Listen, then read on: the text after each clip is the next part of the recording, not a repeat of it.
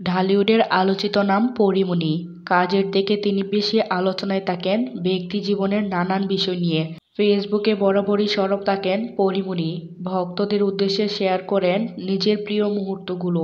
সম্প্রতি সামাজিক যোগাযোগ মাধ্যমে তেমনই একটি মুহূর্তের ছবি পোস্ট করেছেন এই অভিনেত্রী। পরীমণির শেয়ার করা ছবিতে দেখা যায় বাগানবিলাস ফুল গাছের সামনে পরী দাঁড়িয়ে আছেন। চোখ বন্ধ করে কি যেন গভীরভাবে অনুভব করছেন তিনি। ছবিটির ক্যাপশনে পরীমণি লিখেছেন, তুমি আসবে বলেই আকাশ মেঘলা, বৃষ্টি এখনো হয়নি। তুমি আসবে বলেই কৃষ্ণচূড়ার ফুলগুলো ঝরে যায়নি। তুমি আসবে বলেই ডট ডট ডট। পরীমণির পোস্টকৃত সেই ছবিটি সকলের নজর কেড়েছে। ভক্ত থেকে শুরু করে সহশিল্পী সবাই পরীর সেই ছবিটির নিজের মুগ্ধতার কথা জানিয়েছেন।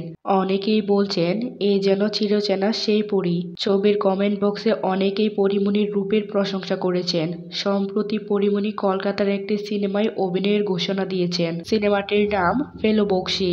সিনেমাটির শুটিং অলরেডি চলছে। এই সিনেমাটিতে পরী ছাড়াও দেখা মিলবে সোহম চক্রবর্তী ও মধুমিতা সরকারের মতো তারকাদের। বর্তমানে এই সিনেমাটির কাজে ব্যস্ত সময় পার করছেন পরীমণি। দর্শক, পরীমণির অভিনয় মা পরী আপনাদের কাছে কেমন লাগে তা অবশ্যই কমেন্ট করে জানাতে ভুলবেন না।